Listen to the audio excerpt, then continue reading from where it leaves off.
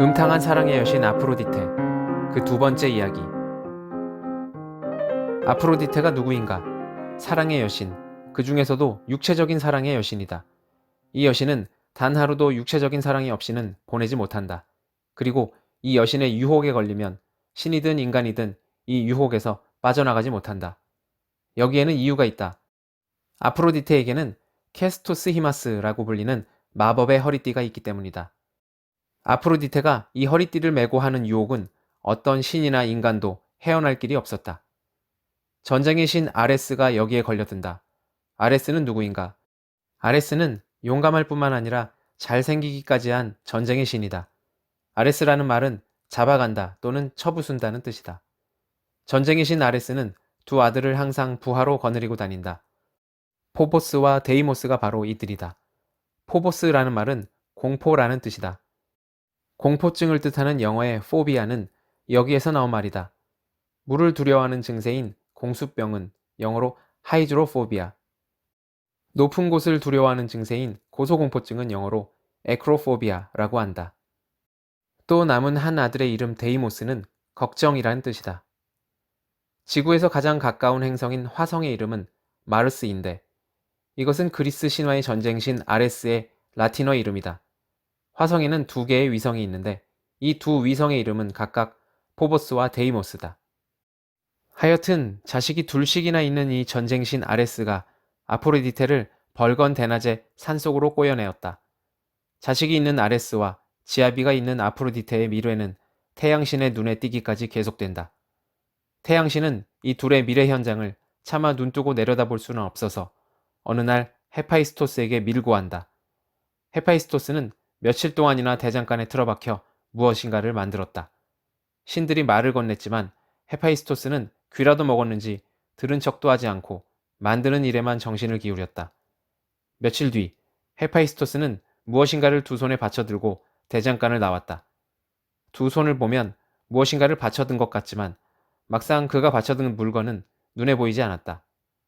그가 며칠 동안 온 정신을 기울여서 만든 것은 눈에 보이지 않는 그물이었다. 그는 청동을 들여서 가늘기가 거미줄 같은 실을 만들고 이 실로써 정교한 그물을 짠 것이다. 헤파이스토스는 아내 아프로디테의 침대에다 그 그물을 쳤다. 그 그물은 여신인 아프로디테의 눈에도 보이지 않았다. 바로 그날 헤파이스토스는 아내에게 렘노스 섬에 다녀와야겠다면서 올림포스에서 어디론가 사라졌다. 아프로디테에게 절호의 기회가 온 셈이었다. 아프로디테는 지아비가 집을 비우기가 무섭게 늘 데리고 다니던 히메로스, 즉 나른한 그리움의 여신을 아레스에게 보냈다. 히메로스를 보는 순간 그리움을 견딜 수 없게 된 아레스는 두 아들을 떼어놓고 득달같이 아프로디테의 집으로 달려갔다.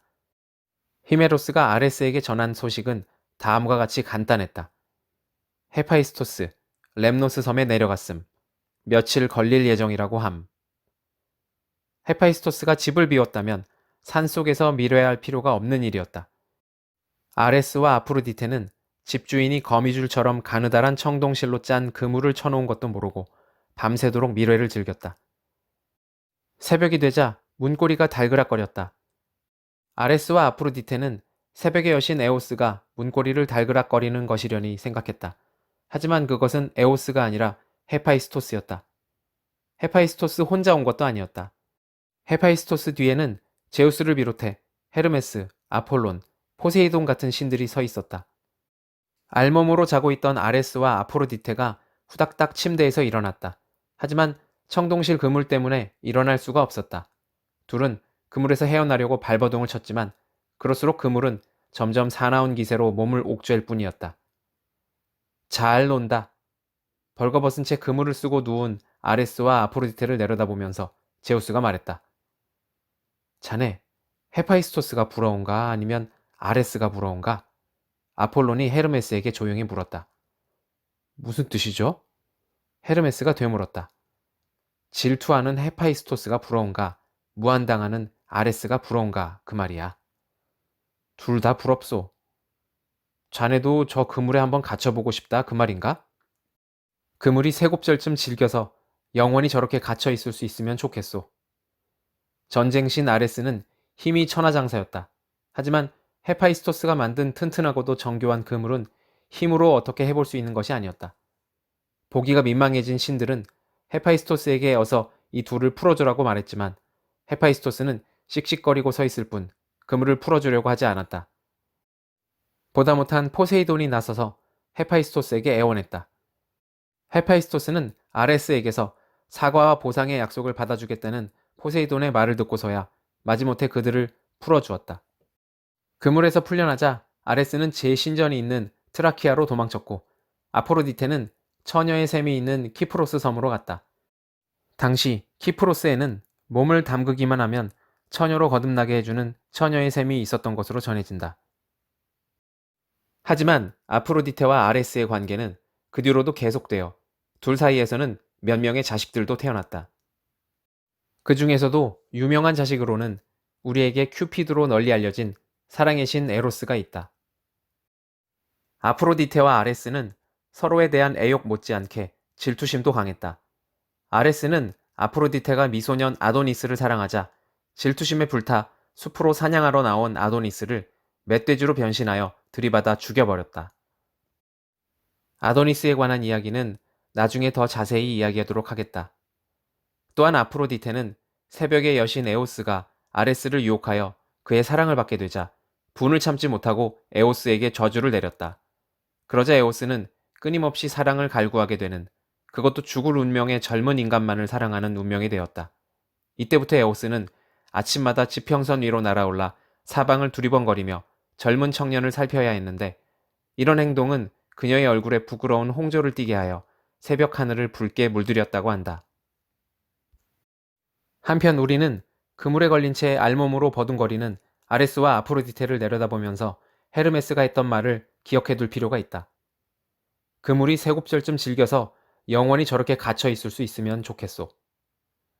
헤르메스는 아프로디테의 유혹을 받게 될 날을 진심으로 기다렸던 모양이다. 헤르메스는 재간덩어리, 꾀주머니 신이다.